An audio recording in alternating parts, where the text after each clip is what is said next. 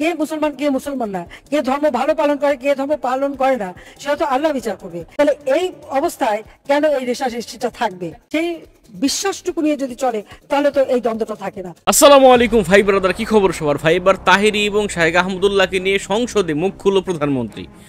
দর্শক, মানে তাদের নাম নিয়ে বলে না, কিন্তু যেরকম ভাবে বলেছেন, মানে একরকম তাদেরকে আকার ইঙ্গিত করে বলেছেন। প্রধানমন্ত্রীর বক্তব্য হলো যে আপনারা একজন আরেকজনকে কাফের বলে ফতোয়া দেন, আপনারা একজন আরেকজনকে জাহান্নামী বলে ফতোয়া দেন। তো কে কাফের হয়ে গেছে কে জাহান্নামী হয়েছে এটা তো আল্লাহ ভালো জানেন, তো আপনারা কেন ফতোয়া দেন? এটা হলো প্রধানমন্ত্রী কথা না। আমরা তো কথা বলবো না। প্রধানমন্ত্রী তাহিরি এবং শাহেখ আহমদুল্লাহকে আকার ইঙ্গিত করে কি বলেছেন আমরা সেই ভিডিওটি দেখবো। এরপর আমরা দেখবো তাহিরি লাইভ এসে ক্ষমা চাইল শাহেখ আহমদুল্লাহর কাছে। না, আগে আমরা প্রধানমন্ত্রীর বক্তব্যটি শুনাই, সেরপর আমরা সেই তাহিরির ক্ষমা চাওয়ার ভিডিওটি দেখবো। করবেন আল্লাহ রাব্বুল আলামিন। তা কে ভালো কে মন্দ, কে বেঁচতে যাবে কে দোজখে যাবে, সেটা তো আল্লাহ বিচার করবেন। সেই বিচারটা এখন বান্দা কেন করবে? কে মুসলমান কে মুসলমান না, কে ধর্ম ভালো পালন করে কে ধর্ম পালন করে না, সেটা তো আল্লাহ বিচার করবে। যে যা করবে তার ফল তাকেই ভোগ করতে হবে, কারো ফল তো অন্য কেউ ভোগ করে দেবে না। তাহলে এই অবস্থায় কেন এই রেষারেষিটা থাকবে? কারণ আমি মনে করি যে যদি আমাদের ইসলাম ধর্মের যারা বিশ্বাসী তারা যদি সেই ইসলাম ধর্মেই বিশ্বাস করে এবং নবী করিম সাল্লাল্লাহু সাল্লামের যে বাণী সেটা যদি ধারণ করেন আর সেটা যদি মেনে চলে, তাহলে তো এই বিচারের পথে কেউ যেতে পারে না। তার এটা যাওয়া মানে কি আল্লাহর উপরেও বিশ্বাস হারানো। আর আমি ভালো মুসলমান না উনি ভালো মুসলমান, এটা বলার দায়িত্ব তো আল্লাহ কাউকে দেয়নি, এ বিচার করার অধিকারও কাউকে দেয়নি। আল্লাহ তো বারবার বলেছেন, কোরআন শরীফে বলা আছে যে শেষ বিচার আল্লাহ রাব্বুল আলামিন করবে। তো সেই ধৈর্যটা থাকবে না কেন? কাজে এখানে আমি বলবো যে যারা সত্যিকারভাবে ইসলাম বিশ্বাস করে তারা প্রত্যেকেই যার যার ধর্ম শেষে পালন করবে, সে সুযোগটা দিতে হবে। আর কারো ধর্মীয় আঘাত দিয়ে কথা বলা, এটা যেমন একজন মানে মুসলমান হয়ে মুসলমানকে আঘাত না করা, সাথে সাথে অন্য ধর্মাবলম্বী, এটাও কিন্তু ইসলামেরই শিক্ষা যে অন্য ধর্মাবলম্বী তাদেরকেও কোনো আঘাত করা যাবে না, আঘাত করা উচিত না। যেটা সূরা কাফিরুনে স্পষ্টই বলা আছে যে লাকুম দীনুকুম ওয়ালিয়া দ্বীন, যার যার ধর্ম তার তার কাছে, যার যার ধর্ম সে পালন করবে, এটা তো বলাই আছে। তো সেই বিশ্বাসটুকু নিয়ে যদি চলে তাহলে তো এই দ্বন্দ্বটা থাকে না। ধন্যবাদ মাননীয় স্পিকার। দর্শক, আপনারা শুনতে পেলেন এখানে মাননীয় প্রধানমন্ত্রী গুরুত্বপূর্ণ কথা বললেন। তো এখানে আমি একটু কথা বলি। আসলে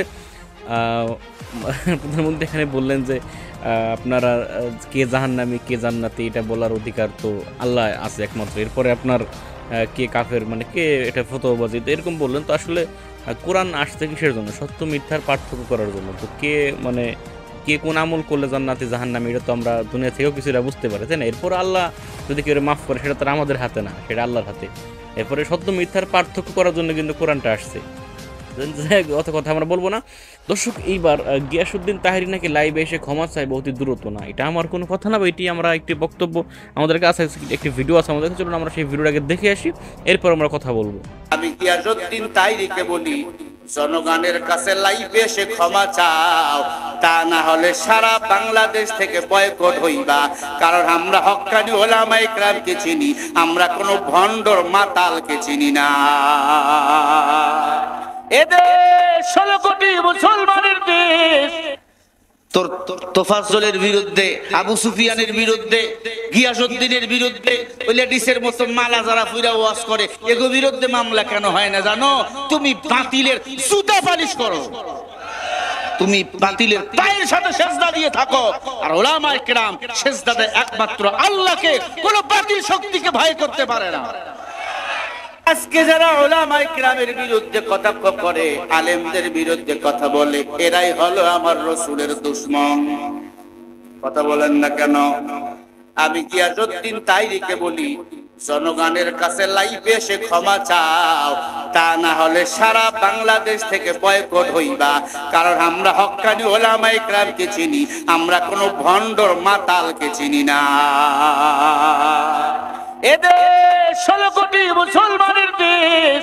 ইসলাম পালন করতে যাইয়া নিজের সন্তানকে এতিম বানাইছে, স্ত্রীকে বিধবা বানাইছে, এরপরেও ইসলাম থেকে এক বিন্দু আমরা সরে যাই না। আল্লাহ রাব্বুল আলামিন বলেন ওয়ালা তাকুলু লিমান ইউকতালু ফি সাবিলিল্লাহি আমওয়াত বাল আহইয়াউ ওয়ালাকিন লা তাশউরুন।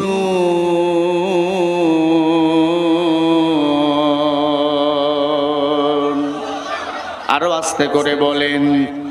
আল্লাহ বলেন যারা কোরআনের জন্য দ্বীনের জন্য নিজের জীবনটা বিলিয়ে দাও এদেরকে তোমরা মরা বলিও না, এরা হলো জিন্দা। যারা কোরআন আজকে জেল খাটে এরাই হলো সূর্য সন্তান, ঠিক কিনা? হোক তুমি আওয়ামী লীগ, হও তুমি বিএনপি, হও তুমি জাতীয় পার্টি, আমার আসল সংবিধানের নাম হলো কোরআন। আল্লাহ যারা আমার কোরআন অনুযায়ী জীবন চালাবে আমি আল্লাহ তাকে মুত্তাকি হিসাবে কবুল করে নেব, আর মুত্তাকিনদের ঈমান যত মজবুত হবে আমি আল্লাহ তত বেশি তার পরীক্ষা নেব। ও মুসলমান, জেল খাটা পয়গম্বর আরবির সুন্নাত, আমার নবীজির সুন্নাত। মনে করিয়েন না ভালো মানুষ জেল খাটে না, ভালো মানুষ বেশি জেল খাটে। কথা বলে না কেন? ভালো করে শোনেন, আল্লাহর নবী সাল্লাল্লাহু আলাইহি ওয়াসাল্লাম কোরআন তেলাওয়াত করতেছেন, সবাই বলে এটা পাগল। পাগল যাইও না। যারা বিভিন্ন দেশ থেকে হজ করতে আসে তারা আমার নবীকে দেখার জন্য যায়। পাগলকে যদি বলে নৌকা ঝাঁকাবি না, পাগল কয় মনে কইরা দিছে। কি ঠিক না? এই নৌকা ঝাঁকাবি না, ও তখন বেশি করে ঝাঁকাবে। আল্লাহর নবীকে সবাই দেখার জন্য যায়।